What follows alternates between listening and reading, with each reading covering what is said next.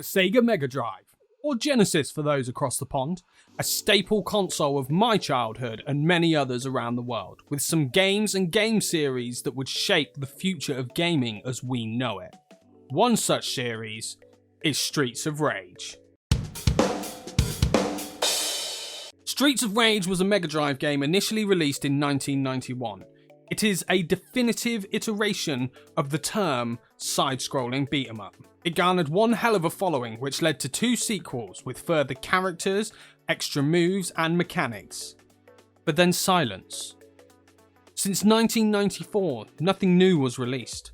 There were re-releases on almost every console in those years, but nothing suggests a return to the series with a new game.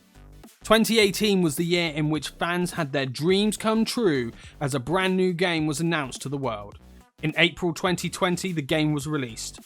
Streets of Rage 4 was developed by Lizardcube, Dotemu, and Guard Crush Games on PC, Nintendo Switch, PlayStation 4, and Xbox One, to a world of fans foaming at the mouth ready to get their hands on the long-awaited next installment. But was the wait worth it? Did the developers make a game that lives up to the expectations of a fanbase who has waited 26 years for this? Well, this here is my opinion on the matter as I review Streets of Rage 4. Streets of Rage 4 is set 10 years after Streets of Rage 3. Mr. X, the boss of the previous 3 games and criminal mastermind, was defeated, but Wood Oak City has fallen under the control of a new crime syndicate. The new syndicate is led by Mr. X's children, the Y twins, Ms. and Mr. Y. Yeah, not the greatest of names. They plan to brainwash the city's people with hypnotic music, which is an interesting idea, to say the least. Blaze from the original 3 games calls in some old friends to try and take down the twins and stop their evil plan. As story goes, it's average, a bit short, and it felt like the enemies, being Mr. X's children, was trying too much to link to the original games.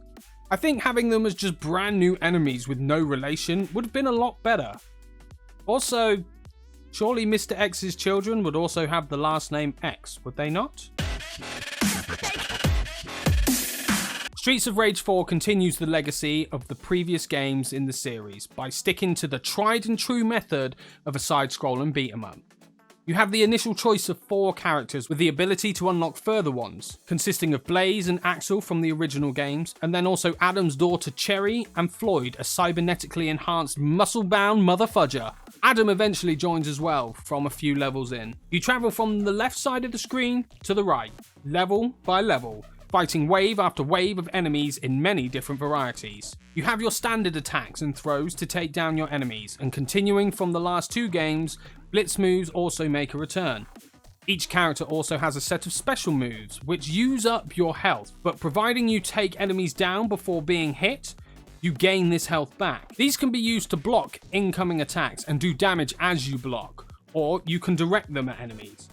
These special moves are a really great mechanic, as you have a brilliant risk versus reward system in which you can do the decent damage, but if you then do not have the skills to deal some further damage before being hit, you lose quite a lot of health. It adds a level of tactical playing to the game, which is refreshing for side-scrolling beat-em-ups, and it is also a nice step forward from the previous games.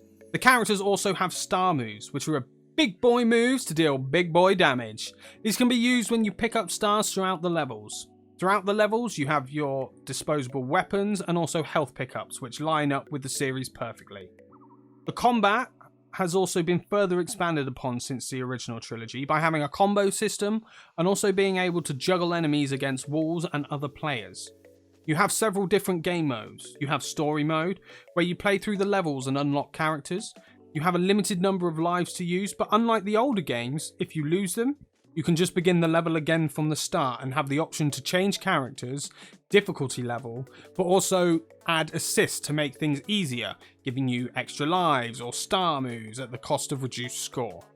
You also have battle mode to battle with your friends, and boss rush mode where you get one playthrough to take each boss on, one after another. I was not good at this. It was tough. There is also an arcade mode which gives you a set amount of lives to beat the entire story, giving you that nostalgic way to play these games. The more you play, the more characters you unlock, until eventually you have a maximum of a whopping 17 characters. This is awesome. I loved this until I realised what 12 of those characters were. You have the initial 4 characters you start with. You get Adam added after a few chapters. Great. But then the remaining 12 unlockable characters are retro characters. They are characters from Streets of Rage 1, 2 and 3. 6 of them being Axel and Blaze over and over again.